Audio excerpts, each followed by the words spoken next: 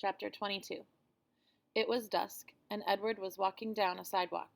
He was walking on his own, putting one foot in front of the other without any assistance from anybody. He was wearing a fine suit made of red silk. He walked down the sidewalk, and then he turned onto a path that led up to a house with lighted windows. I know this house, thought Edward. This is Abeline's house. I am on Egypt Street. Lucy came running out the front door of the house, barking and jumping and wagging her tail. "Down, girl," said a deep, gruff voice.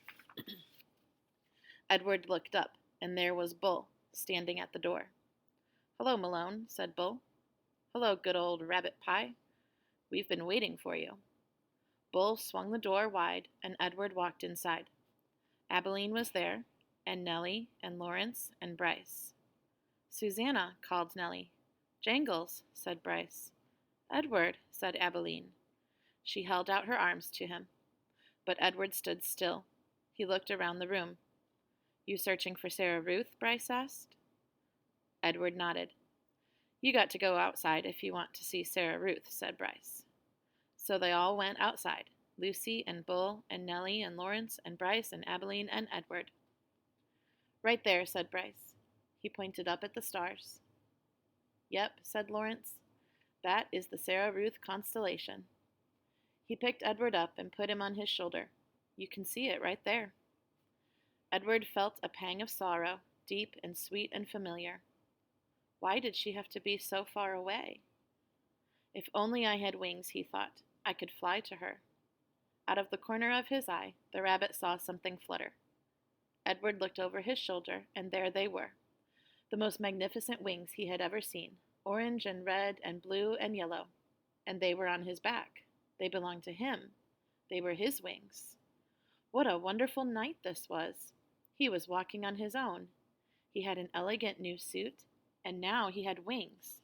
He could fly anywhere, do anything. Why had he never realized it before? His heart soared inside of him. He spread his wings and flew off Lawrence's shoulders, out of his hands and up into the nighttime sky, toward the stars, toward Sarah Ruth.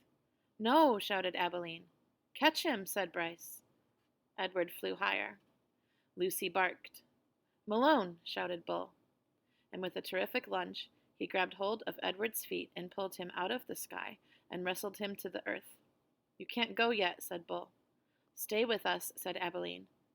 Edward beat his wings, but it was no use. Bull held him firmly to the ground. "Stay with us," repeated Abeline. Edward started to cry.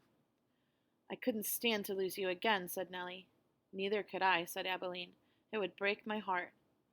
Lucy bent her face to Edward's. She licked his tears away. Chapter 23. "Exceedingly well made," said the man who was running a warm cloth over Edward's face. "A work of art, I would say. A surpassingly, unbelievably dirty work of art, but art nonetheless. And dirt can be dealt with, just as your broken head has been dealt with." Edward looked into the eyes of the man. "Ah, there you are," the man said. "I can see that you are listening now. Your head was broken. I fixed it. I brought you back from the world of the dead." "My heart," thought Edward. "My heart is broken."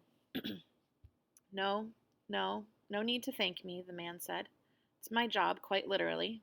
Allow me to introduce myself. I am Lucius Clark, doll mender. Your head, may I tell you? Will it upset you? Well, I always say the truth must be met head on, no pun intended. Your head, young sir, was in 21 pieces. 21 pieces, Edward repeated mindlessly. Lucius Clark nodded. 21, he said. All modesty aside, I must admit that a lesser doll mender, a doll mender without my skills, might not have been able to rescue you. But let's not speak of what might have been. Let us speak instead of what is. You are whole. You have been pulled back from the brink of oblivion by your humble servant, Lucius Clark. And here Lucius Clark put his hand on his chest and bowed deeply over Edward. This was quite a speech to wake up to, and Edward lay on his back trying to absorb it. He was on a wooden table. He was in a room with sunshine pouring in from high windows. His head apparently had been in 21 pieces and now was put back together into one. He was not wearing a red suit. In fact, he had no clothes on at all. He was naked again. And he did not have wings. And then he remembered. Bryce, the diner, Neil swinging him through the air. Bryce. You are wondering perhaps about your young friend, said Lucius, the one with the continually running nose.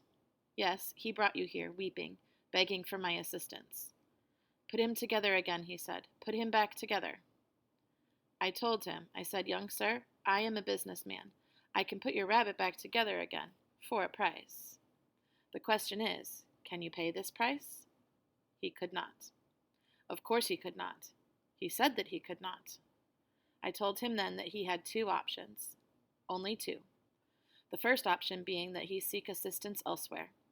Option 2 was that I would fix you to the very best of my considerable abilities, and then you would become mine. His no longer, but mine. Here Lucius fell silent. He nodded, agreeing with himself. Two options only, he said, and your friend chose option 2. He gave you up so that you could be healed. Extraordinary, really. Price, thought Edward. Lucius Clark clapped his hands together. But no worries, my friend, no worries. I fully intend to keep up my end of the bargain.